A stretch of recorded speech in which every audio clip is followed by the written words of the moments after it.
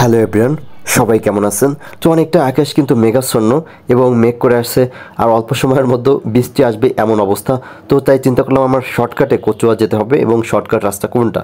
তো আমি এই রাস্তা ধরে কিছু দূর যাওয়ার পর কিন্তু কচুয়ার রাস্তা পাবো। তো বৃষ্টি আসবে এমন একটা অবস্থা হয়ে গেছে, মাত্রই বৃষ্টি পড়বে এরকম অবস্থা। তো আমার কিন্তু এখান থেকে দ্রুত চলে যেতে হবে। তো গ্রামের রাস্তায় কিন্তু এমন গরু বাঁধা থাকে রাস্তা, তাই আপনারা সবাই সাবধানে কিন্তু বাইক রাইড করতে হবে। কিছু দূর যাওয়ার পর এমন একটা অবস্থা আপনারা দেখলে সত্যি অবাক হবেন। অ্যাকচুয়ালি এই রাস্তার যে দুই সাইডে আপনারা এত সুন্দর প্রাকৃতিক সৌন্দর্য দেখতে পাচ্ছেন, শুধু গাছপালা।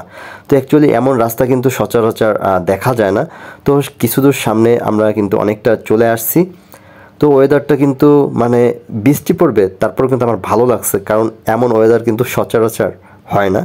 তো আপনারা দেখেন যে এই সামনে একদম পাহাড়ি একটা এলাকার মতো একটা ফিল আসছে কিন্তু। তো দেখতে পাচ্ছেন সবুজে সবুজে একদম ঘেরা, এমন মনে হচ্ছে যে আমি পাহাড়ি কোনো একটা রাস্তা থেকে যাচ্ছি।